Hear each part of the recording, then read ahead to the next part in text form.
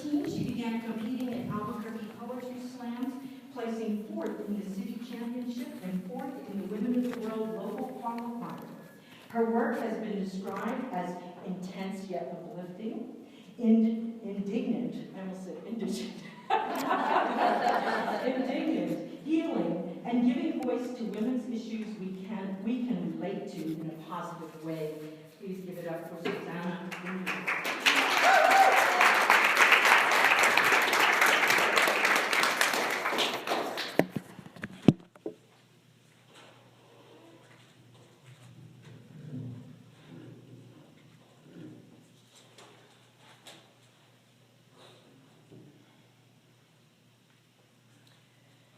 Your fragility is burdensome to me, for you feel little more than your own suffering.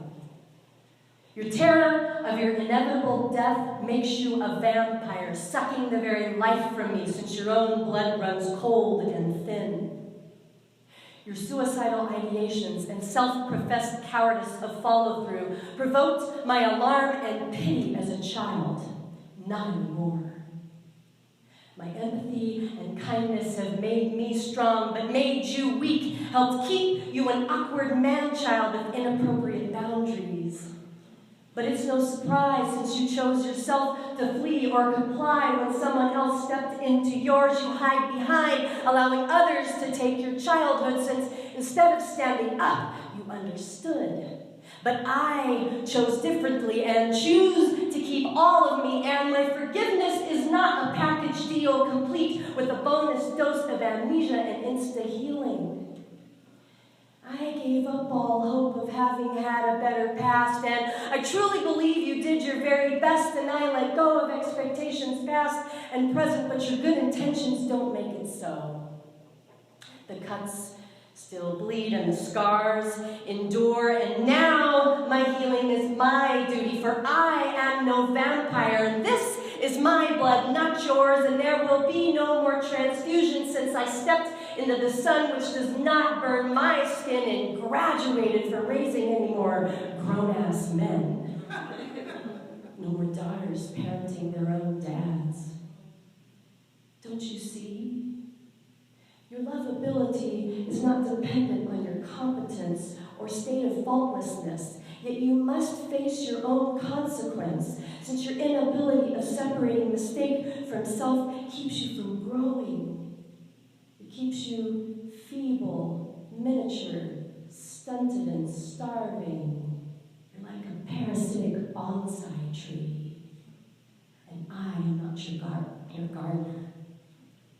Your fragility is no longer my responsibility, so I hand you back your burden and hope that its carrying will make your tiny branches mighty and wild, for this is the weaning.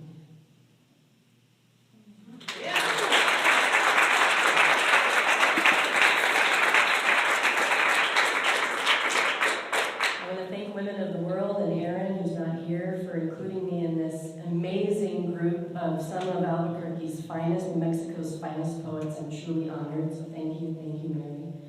Muchísimas gracias a todos ustedes por haber venido. Thank you, everyone, for coming as well. And if you like my work, please come talk to me afterwards. I have cards, or you can find me on the internet at purplelyrics.org. That poem is called The Weaning, and I'll close with this next one that I call The Change. I sleep generous hours, yet I am still exhausted. This is breakdown. I eat nourishingly well, yet I am still hungry. This is breakdown.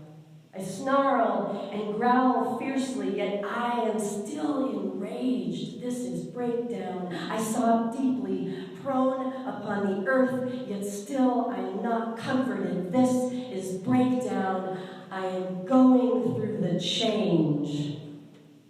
What was no longer is. A shell I didn't know I wear is cracking. Unknown parts of me are showing, tender, sore, and frightened. I am turning to mush. It's not just me. The earth also wearies and sobs. Her people rage and hunger. Another afflicted youth, machines gun children at school. We change nothing, this is breakdown. Another politician lies to our dilating eyes. We shrug, this is breakdown. Another uniform murders a young black son in our streets. We change the channel, this is breakdown. Another billionaire robs us blind and deaf of trust and voice. We sigh in our armchairs, this is breakdown. We are going through the change. What was no longer is. We are cracking. Truthful parts of us are showing. We are not who we say we are. We are turning to mush. I do not need more fire.